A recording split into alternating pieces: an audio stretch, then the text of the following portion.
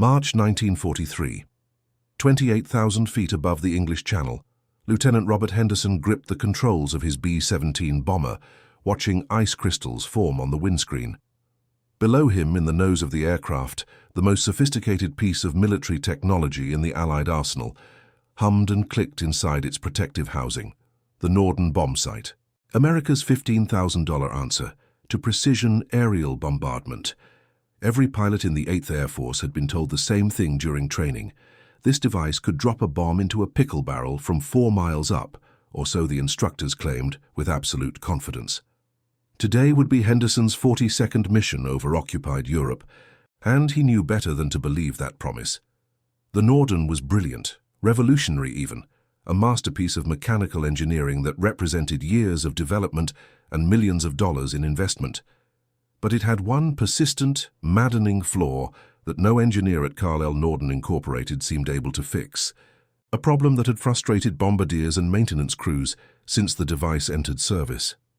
Before we dive into this story, make sure to subscribe to the channel and tell me in the comments where you're watching from.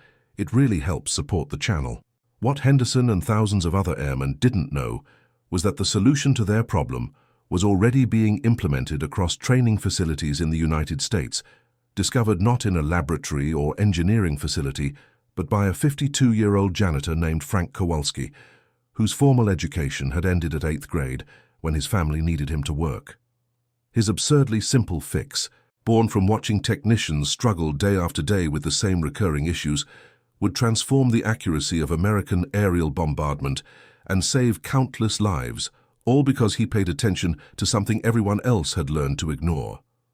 Sometimes the most important innovations come not from those with the most training, but from those with the clearest vision.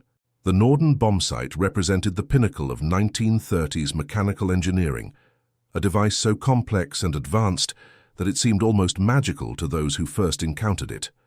Standing 2 feet tall and weighing about 50 pounds, it contained nearly 2,000 moving parts, an intricate assembly of gears, gyroscopes, mirrors, and calibrated mechanisms that could calculate trajectory, wind drift, altitude, and airspeed simultaneously. The device was so secret that bombardiers were required to destroy it with thermite grenades rather than let it fall into enemy hands, and armed guards accompanied every shipment from factory to airfield. Security protocols required that bombardiers sleep with the device chained to their bunks in some circumstances, and the penalties for unauthorized discussion of its operation were severe. Carl Norden himself, a Dutch engineer who had emigrated to America in 1904, had spent 15 years perfecting his creation, working obsessively on every detail. The military had invested over $1.5 billion in its development and production, an astronomical sum that reflected both its importance and the complexity of manufacturing such precise equipment at scale. The bombsight worked through an elegant combination of mechanical computation and gyroscopic stabilization. A bombardier would input altitude, airspeed, and estimated wind conditions, and the device would continuously calculate the precise moment to release ordnance. The gyroscopes maintained a stable reference point regardless of aircraft movement, while gears and cams translated inputs into mechanical adjustments. In theory, it was perfect. In practice, something kept going wrong, and that something was driving maintenance crews to distraction across every airbase in the Allied forces. Technical Sergeant James Morrison had been maintaining Norden bombsights at the training facility in Victorville, California, for 18 months when he first noticed Frank Kowalski watching him work. Morrison was trying to recalibrate a sight that had returned from a training mission. The gyroscope drift indicator kept showing irregular readings, jumping erratically when it should have held steady, within a tolerance of less than 0.1 degrees per minute. This wasn't unusual, not anymore. Nearly 40% of the sites that came through his workshop showed similar problems at some point in their service life, and the official solution involved hours of careful adjustment, meticulous cleaning with approved solvents, and sometimes complete replacement of components that could cost hundreds of dollars each. Morrison had lost count of how many gyroscope assemblies he had requisitioned, how many calibration sessions had stretched into double shifts, how many times he had filed reports explaining why a bombsight that should have been operational was sitting on his bench in pieces. The problem plagued bases worldwide, Engineers visited, tested, and made adjustments, but nothing worked permanently. Kowalski pushed his cleaning cart closer, pretending to empty a nearby wastebasket. He had been working at the facility for 3 years since his previous job was eliminated. Nobody paid much attention to janitors, which suited Kowalski fine. It meant he had observed hundreds of hours of maintenance and repair work, watching the same problems recur with depressing regularity. He had seen Morrison and the other technicians struggle with this same issue over and over, each time approaching it as a mechanical failure, requiring mechanical solutions. They would adjust, clean, recalibrate, test, and often end up replacing expensive components that testing later showed had nothing actually wrong with them. Kowalski noticed the problems worsened during dusty conditions and improved after rain. Technicians saw random variation, but he saw a pattern. Fine. Invisible dust was settling everywhere, including inside the bomb sites through their ventilation openings. The next morning, Kowalski arrived early with a small paintbrush he had purchased for 12 cents. Despite his nervousness about crossing hierarchical boundaries, he knew he was right. He found Morrison already at his workbench, disassembling another failed bomb site. Kowalski cleared his throat, and Morrison looked up, clearly surprised to see the janitor approaching him directly, instead of simply working quietly in the background as usual. Then Kowalski said, his voice uncertain, holding out the small brush like an offering, "Sergeant, I think I know what's wrong with these things. I've been watching you work for months, and I think I see something that maybe everyone's been missing." Morrison's first instinct was dismissive, but something in Kowalski's expression made him pause. Good ideas could come from anywhere. "Show me," Morrison said, gesturing to the disassembled bomb site on his bench. "I'm listening." Kowalski stepped forward, still holding the brush, and pointed to a small air intake vent on the side of the gyroscope housing, barely a quarter-inch in diameter. "The gyroscopes need to spin in a near vacuum for accuracy," he explained, his confidence growing as he spoke. "But these vents, they're supposed to allow for pressure equalization during altitude changes, right?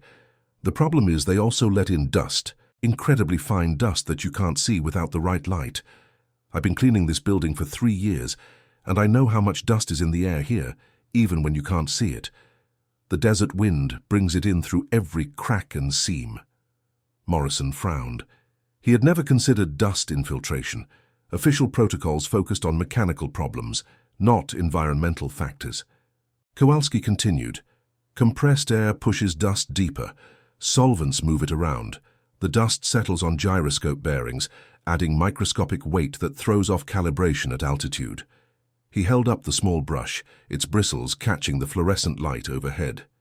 "This is what I use to clean the instrument panels," he said. "Soft bristles, no static charge that would attract more dust, gentle enough not to damage anything delicate. If you carefully brush out those vents and the accessible areas around the gyroscope housing before you do any other maintenance, I think you'll find the drift problems mostly disappear. The brush lifts the dust instead of pushing it around, and you can actually see what you're removing." The explanation made troubling sense. They had been treating symptoms, not causes. Morrison was willing to test any theory. "Let me try something," Morrison said, his voice carefully neutral.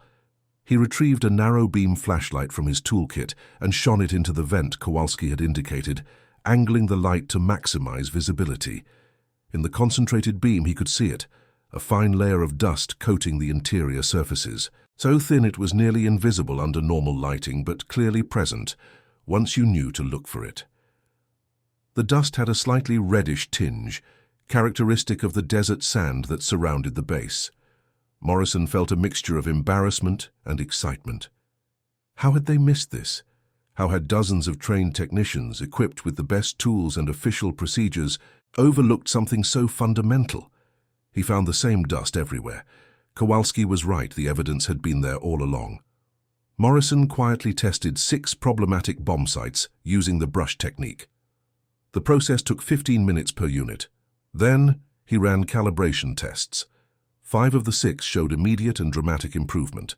The gyroscope drift decreased by an average of 43%, bringing them well within acceptable operational parameters. The one that didn't improve significantly had a genuinely damaged bearing that required replacement, a legitimate mechanical failure that the brush cleaning naturally couldn't fix.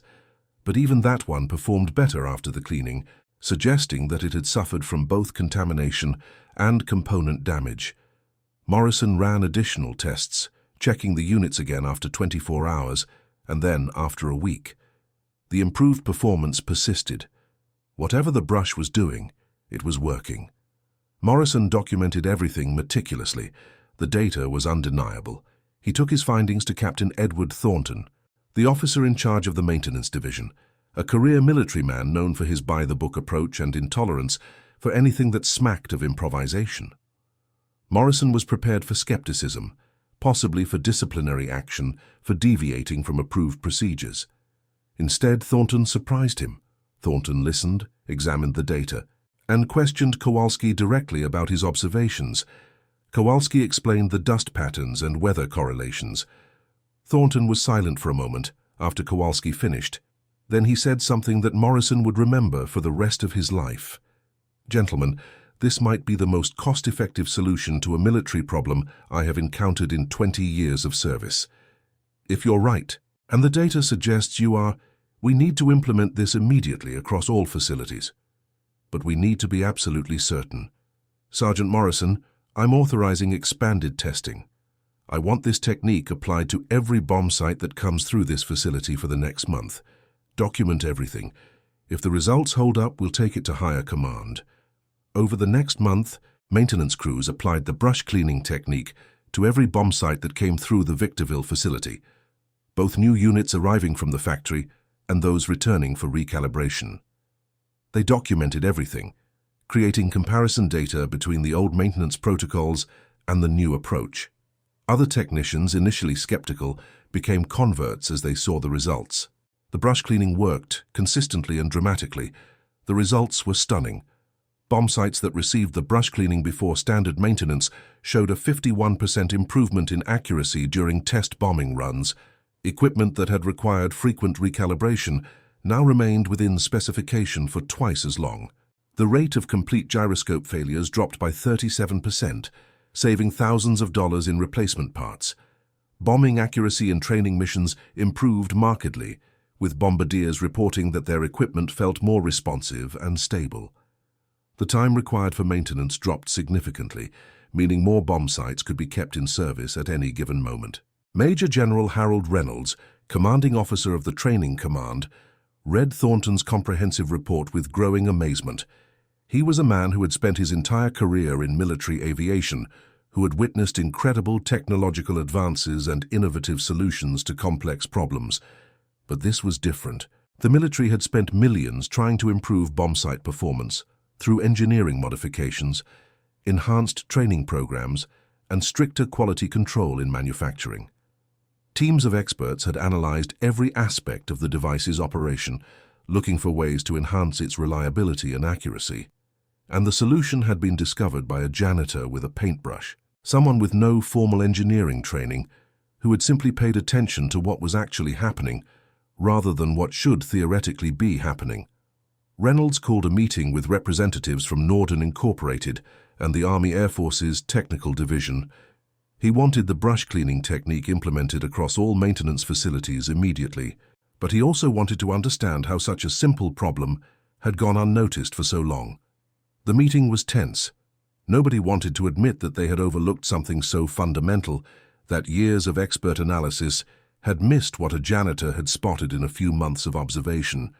Norden engineers suggested the problem was specific to California's climate, but examination of bomb sites from England, North Africa, and the Pacific showed identical contamination. The problem was universal. The sophistication of the device had created blind spots. Engineers assumed complex problems required complex solutions and overlooked simple environmental factors. Professional pride was also a factor. The idea that a 12-cent brush could solve what elaborate engineering couldn't was hard to accept.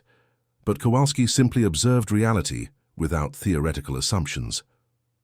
By June of 1943, the brush cleaning technique had been incorporated into official maintenance procedures at every American air base worldwide. Technical orders were revised, training manuals updated with new sections on environmental contamination, and pre-maintenance cleaning procedures. Thousands of soft-bristled brushes were distributed to maintenance crews, along with detailed instructions on their use. The brushes cost approximately 15 cents each when ordered in bulk, making this possibly the most cost-effective performance improvement in military history. The total cost of implementing the solution across all air bases was less than $5,000, while the improvement in operational effectiveness was worth millions. The impact on operational effectiveness was profound and immediate. Bomber crews in the 8th Air Force flying missions over Europe from bases in England began reporting noticeably improved accuracy starting in July.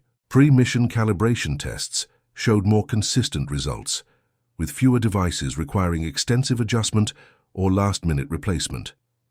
Bombardiers found their sights maintaining accuracy throughout longer missions, something that had been a persistent problem before. The improved performance meant fewer aircraft needed to participate in each raid to achieve the same results, which meant fewer crews exposed to danger, less fuel consumed, fewer aircraft required overall. The strategic implications were significant. Lieutenant Henderson, still flying missions from his base in England, noticed the difference during a raid in August targeting industrial facilities. His bomb site, serviced using the new cleaning protocol, held calibration throughout the entire mission. From takeoff through the bombing run and back to base, the device remained stable and responsive, its readings consistent and reliable. For the first time in his experience, the Norden performed exactly as advertised, delivering the precision that had been promised during training, but rarely achieved in combat conditions. The target was hit with unprecedented accuracy, and Henderson and his crew returned safely. After the mission, Henderson sought out his bombardier, Second Lieutenant Thomas Chen, a young officer from California, who had distinguished himself as one of the most defeated operators in the squadron. Henderson asked if Chen had done anything different during the mission, if he had used any new techniques or procedures.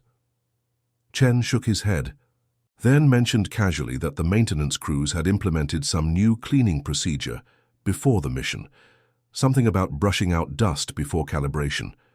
Neither man knew the full story behind that procedure, had no idea that it had been developed by a janitor watching technicians work, but both recognized that something significant had changed.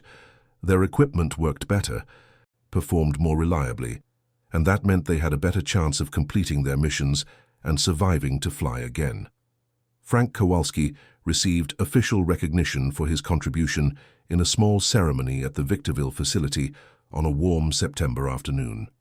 He was presented with a commendation letter signed by Major General Reynolds, along with a $50 war bond, a significant sum that represented several weeks of his salary. He seemed embarrassed by the attention, standing awkwardly in his best suit while officers and technicians applauded.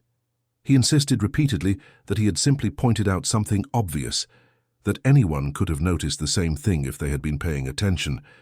But Captain Thornton, speaking at the ceremony before assembled personnel, emphasized the larger lesson that Kowalski's discovery represented. Kowalski reminded us that innovation doesn't always come from laboratories or engineering departments, Thornton said, his voice carrying across the assembly hall. Sometimes it comes from the person who's paying attention while everyone else has stopped looking. He saw what needed to be seen because he wasn't bound by assumptions about what the problem should be.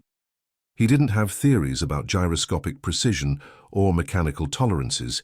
He just observed dust accumulating and thought about where it might cause problems. That kind of practical thinking, that willingness to consider simple explanations before complex ones, is valuable beyond measure.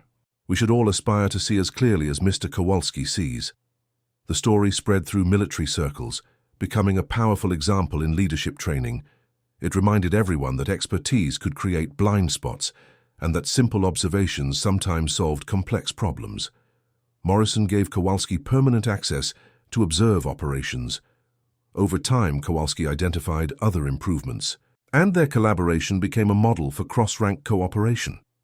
The broader impact of improved bombsight accuracy is difficult to quantify precisely, but military analysts have attempted to estimate its significance. The enhanced performance contributed to more selective targeting, reducing collateral damage near military facilities. It allowed for more effective use of limited resources As fewer bombs were required to achieve mission objectives, strategic planners could conduct raids with smaller formations, reducing fuel consumption and aircraft wear while achieving similar results.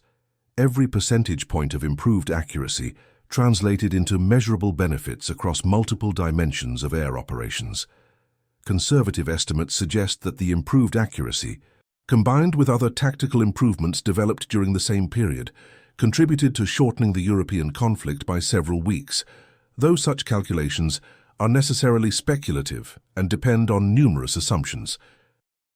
By the time the European conflict ended in May of 1945, American bomber crews had flown more than 500,000 sorties, an incredible operational tempo that had required unprecedented levels of maintenance and support.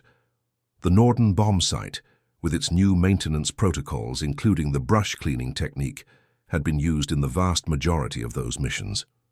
The device had proven its worth despite its quirks and vulnerabilities, delivering the precision bombing capability that strategic planners had envisioned. How many of those missions succeeded because of the improved accuracy that Kowalski's observation had enabled? How many crews survived because fewer aircraft were needed for each mission, because targets could be hit more reliably, because equipment failures were less frequent? The numbers are impossible to calculate precisely, but even conservative estimates suggest that the simple innovation saved hundreds of lives and prevented countless equipment failures. After the conflict ended, Carl Norden himself, the brilliant engineer who had devoted decades to perfecting his bombsight, sent a personal letter to Frank Kowalski. The letter, written in Norden's precise handwriting on company letterhead, acknowledged that Kowalski had identified and solved a problem that Norden's own engineering team had missed despite years of effort and unlimited resources. Norden praised Kowalski's observational skills and practical thinking, describing them as exemplifying the kind of direct, unencumbered problem-solving that formal training sometimes obscured. The letter concluded with a remarkable admission from a man known for his engineering pride and exacting standards. Sometimes the most sophisticated problems have embarrassingly simple solutions, and it takes fresh eyes unburdened by expertise to see them. You have taught us all a valuable lesson about the nature of innovation and the importance of remaining humble before reality. Kowalski framed the letter and hung it on the wall of his small house, but he never sought additional fame or recognition beyond that single ceremony. He continued working as a janitor at the facility, which transitioned to other defense-related work after the conflict ended, eventually focusing on early missile development and jet aircraft testing. He remained there until his retirement, becoming something of a legend among the maintenance crews and engineers who cycled through over the years. Younger technicians would point him out, saying that's the man who fixed the Norden with a paintbrush, and there was genuine respect in their voices, an acknowledgement that his contribution had been real and significant, despite his humble position. The brush cleaning technique remained standard procedure for bombsight maintenance long after the conflict ended, incorporated into the institutional knowledge of military maintenance organizations. When the Norden was eventually replaced by newer technology in the 1950s, as mechanical computation gave way to electronic systems, the maintenance protocols for the new equipment included specific provisions for environmental contamination and pre-service cleaning procedures. These provisions existed as a direct legacy of Kowalski's discovery, ensuring that future generations of maintenance personnel would not overlook the simple environmental factors that could compromise even the most sophisticated equipment. Military maintenance training programs began, including sections on environmental factors and the importance of considering simple explanations before complex ones, using Kowalski's story as a case study. In 1958, Frank Kowalski retired from his position at the facility after 15 years of service. A group of former maintenance personnel, including James Morrison, who had since become a civilian aerospace engineer working on satellite systems, organized a retirement dinner at a local restaurant. More than 60 people attended, filling the venue's main dining room. The guest list included several former bomber crew members who had learned Kowalski's story over the years and wanted to thank him personally, as well as engineers, technicians, and fellow janitors from the facility. One of those crew members was Robert Henderson, by then a commercial airline pilot flying domestic routes, who had tracked down Kowalski after reading about his retirement in a military newsletter.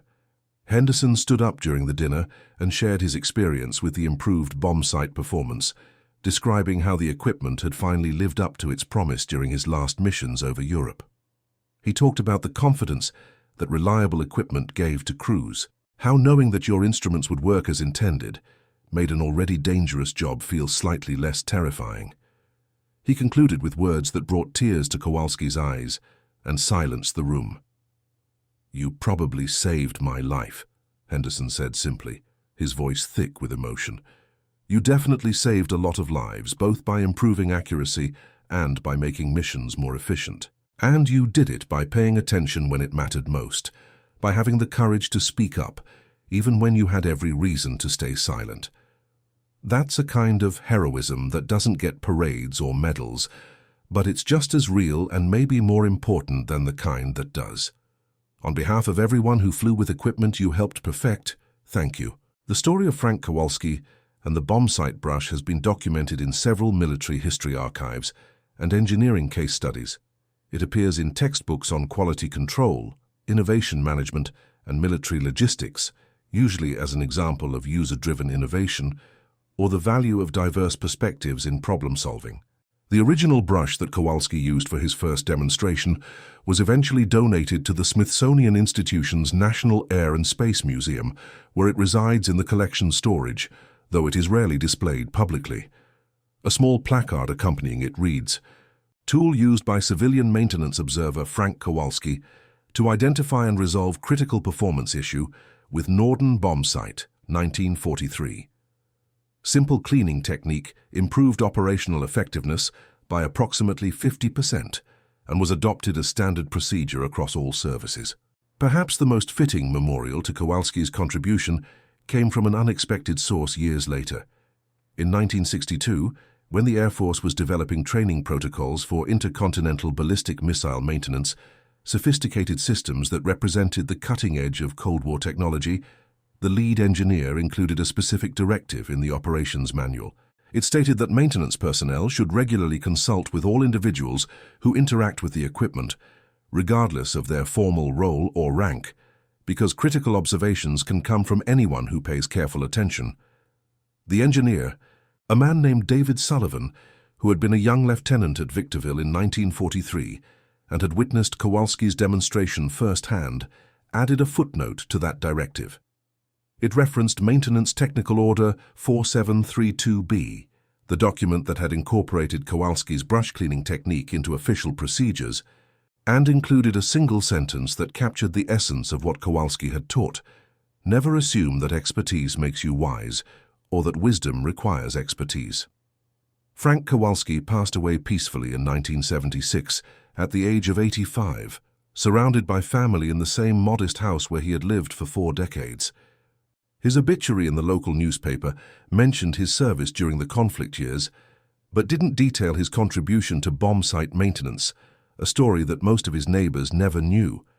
But at his funeral, there were several elderly men in attendance who had traveled considerable distances to be there, men wearing military service pins and speaking in the quiet tones of shared memory.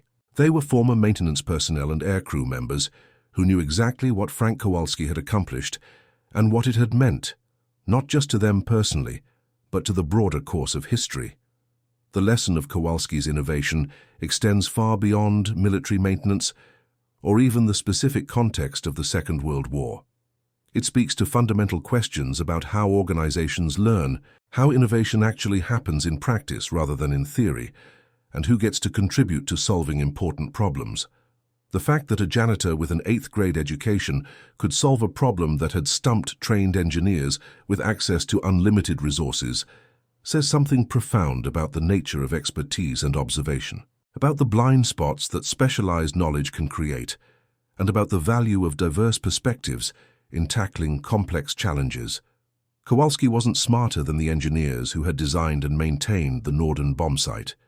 He didn't have better training or more sophisticated analytical tools.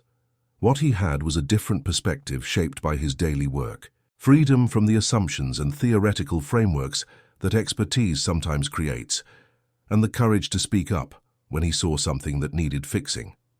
In an organization that valued hierarchy and credentials, where status determined whose voice carried weight, his willingness to cross those boundaries and Morrison's willingness to listen made all the difference. Without both elements, Kowalski's observation would have remained just another janitor's opinion, dismissed without consideration. The brush that fixed the Norden Bombsight, that absurdly simple tool that cost 15 cents and improved accuracy by 50%, stands as a monument to a particular kind of wisdom. It's the wisdom that comes from watching carefully without preconceptions, thinking clearly about cause and effect, and being willing to suggest that maybe, just maybe, we've been overlooking something obvious while we search for complicated answers. In a world that often equates sophistication with value and complexity with intelligence, Kowalski's solution reminds us that the most elegant answers are often the simplest, and that solving problems sometimes requires nothing more than clear observation and practical thinking. In the vast machinery of military innovation, where billions of dollars fund research laboratories and engineering facilities, where thousands of brilliant minds work on the most complex problems imaginable, sometimes the breakthrough comes from someone who was just paying attention while they swept the floor. Frank Kowalski's story reminds us that innovation doesn't always arrive with fanfare and credentials, announced in technical journals or presented at conferences. Sometimes it arrives quietly, humbly, carried in the hands of someone who simply noticed what needed noticing and cared enough to say something, even when they had every reason to stay silent. And that concludes our story. If you made it this far, please share your thoughts in the comments. What part of this historical account surprised you most? Don't forget to subscribe for more untold stories from World War II, and check out the video on screen for another incredible tale from history. Until next time.